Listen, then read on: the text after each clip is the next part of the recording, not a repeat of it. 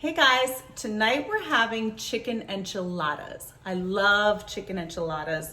I love them so much. I order them every time I go to a Mexican restaurant, that with a crunchy chicken taco and refried beans. It's like one of my all-time favorite meals. So that's what we're making tonight. We're making everything homemade. So we are poaching our own chicken and we are making our own enchilada sauce. And that's really super easy. It's not going to be an elaborate sauce. It's a quick sauce and it's only going to take maybe 20 minutes. And then I had made our own corn tortillas over here. And on my channel, you'll find a recipe for homemade corn tortillas. But since I made that video, I have gotten my own tortilla press. So I made them with my tortilla press this time. They're really yummy, they're really easy, and they're worth it because they're so easy and they don't have those additives that store-bought corn tortillas have. But in a time crunch, go ahead and use your store-bought corn tortillas. I'm actually going to make 2 batches tonight, and because I'm going to freeze one batch. So yeah, we're going to get started very soon, but I wanted to show you all the steps, and that's about it. Just give me 1 second. For the corn tortillas, all you really need, all these are, is 1.5 cups of masa, 1.5 cups of hot water, and a good pinch of salt. You stir it up, you make it into a nice little ball. It shouldn't be too wet and it shouldn't be too dry. Cover it with a damp towel for about 45 minutes to an hour, and then roll them into 2-inch balls and use your tortilla press and put your balls between 2 pieces of parchment paper. Pull your tortilla press down. Then you want to put them on your super screaming hot cast iron skillet, or any good skillet that you have, hot bottom skillet. And then put them on there for 1 minute on each side. And then you've got a nice, yummy homemade tortilla. And these are great because you don't have the additives that store-bought corn tortillas have, like I said before. Okay, so over here I have some vegetable oil. I have a combination of grapeseed and canola oil, which will work perfectly because it's flavorless. You can use any flavorless oil, like just plain old vegetable oil, or even some light olive oil. So let's get what we're going to do. I have my little nonstick skillet here. You can use any skillet you want. It's a little too hot right now, actually. Just going to lower the heat. It was smoking a little bit. We're only going to cook these for about 10 seconds each. We are not frying them really. We just want to get them pliable. We want to cook them in the oil for just a second to get them nice and pliable. Okay guys, I'm just about to finish up my last tortilla, and then I'm going to show you our poached chicken. So let me get this out of the pan. Whoopsie daisies.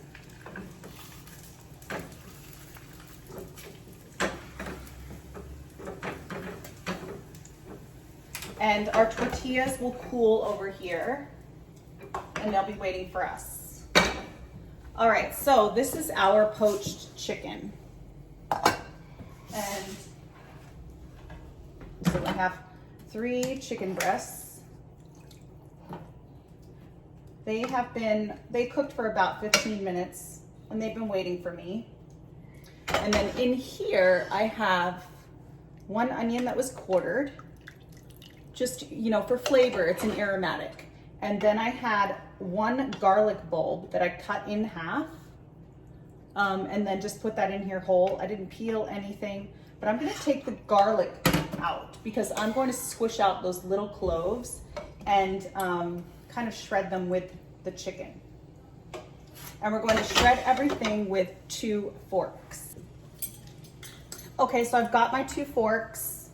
So in that pot, there was oregano, some whole peppercorns, salt, the garlic, and the onion.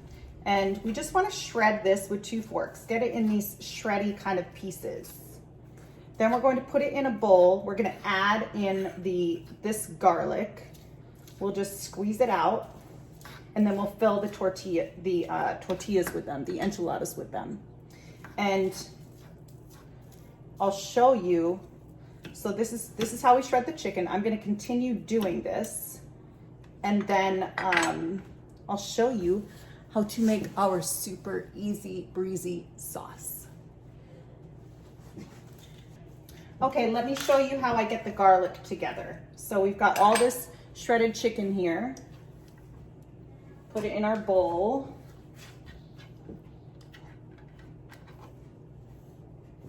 And the garlic, I'm just going to see how I just cut it in half, and then it looks like that. We're just gonna squeeze out these garlic cloves. They come out really easily. Get the skins away from them. Be diligent about getting the skin, the peel. But don't be diligent about getting every last piece of garlic. If it doesn't come out easy, don't waste your time. All right, so we've got some yummy, this will give it some garlic flavor. That looks like a ton, but remember, this is cooked and was cooked in boiling water. So a lot of the flavor is in the water, but you'll still get some flavor. This is probably not traditional at all, but you know me, I like to save every last bit. We'll put that in here. And that's good. Let's get started on our sauce. So let's see, we need some olive oil. About 3 tablespoons. And we also need a couple tablespoons of flour.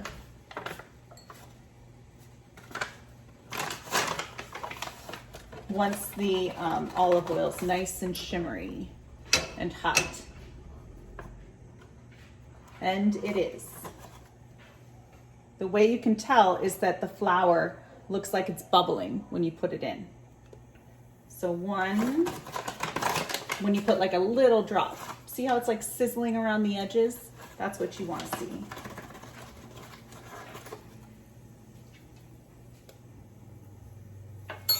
And we have a mixture of spices in here. There's chili powder, oregano, garlic powder, a pinch of cinnamon, and cumin.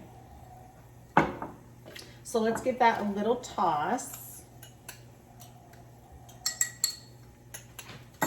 Let's give our flour a little stir. This is what's called a roux, really. It's kind of like, it's not kind of, it's a thickening agent when you put flour in with fat, with any kind of fat. Get all your lumps out. Keep stirring and stirring and stirring.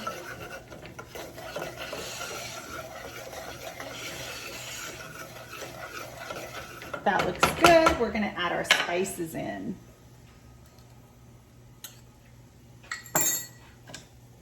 Give that a stir. It smells like enchiladas. It smells like enchiladas in here for sure. Yummy, yummy. If you wanted to do a shortcut, just buy your canned enchilada sauce. Okay, let's get our tomato sauce in.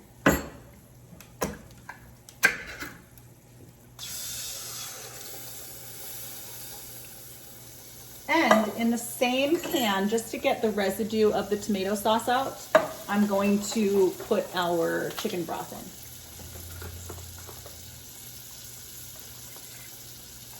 About half a cup.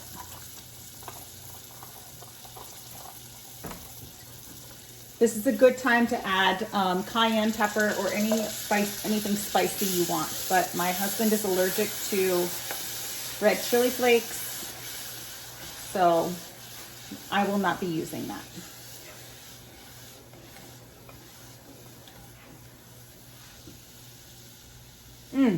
Smells so good. Salt and pepper. Here's my pepper.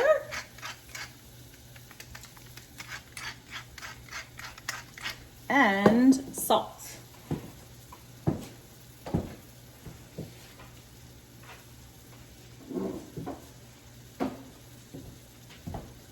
cracker. We're going to keep stirring pretty frequently to make sure nothing sticks to the bottom. And this is going to cook for about 5, 6, 7, 8 minutes. Turn it down just a tad.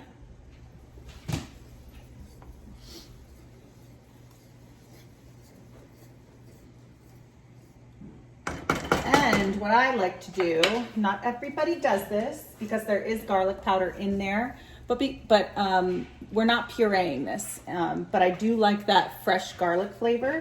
So I'm going to grate some garlic in here, some fresh garlic. This step is optional, but I like it.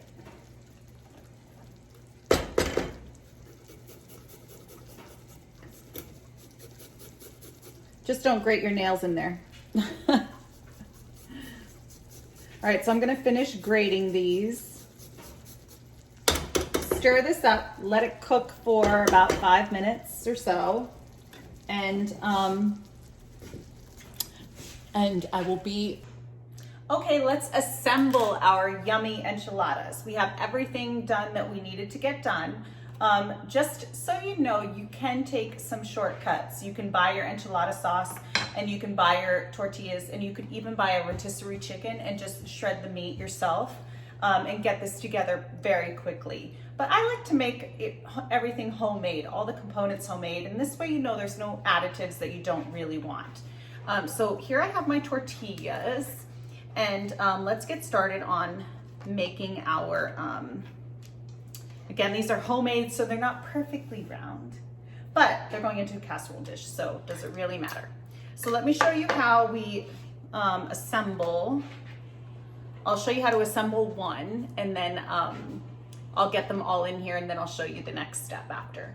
Okay, so we have our chicken. Let's put some chicken in the middle. And you don't want to overfill it. You want to be able to wrap it and so that it touches like this, and then you put it in the casserole dish, sealed side down. So the sealed side goes down on top of the dish. Okay, so we have that, and that's all that's going in there is our chicken. Push it in. I smushed up those garlic cloves in the bowl with the chicken. Okay, so that's in there nice and neat. And I'm just gonna fill up this entire pan with the rest of them, and I will be right back. Actually, I forgot a very important step. You wanna put a little bit of your enchilada sauce at the bottom of this pan, just to make sure nothing sticks, and you know, it's all nice and casserole-y. It's all nice and flavored with the sauce, but really it helps it to not stick. So you just want to spread that around the bottom, nice thin layer, just to coat it really. All right, now I'm going to get back to getting our enchiladas in here rolled up and then in here in a nice little line. Okay guys, I have all my enchiladas made. They're nice and neat in my pan. My dog Sky. And I have my enchilada sauce over here. We're gonna kind of pour that on top of everything. Nice and evenly.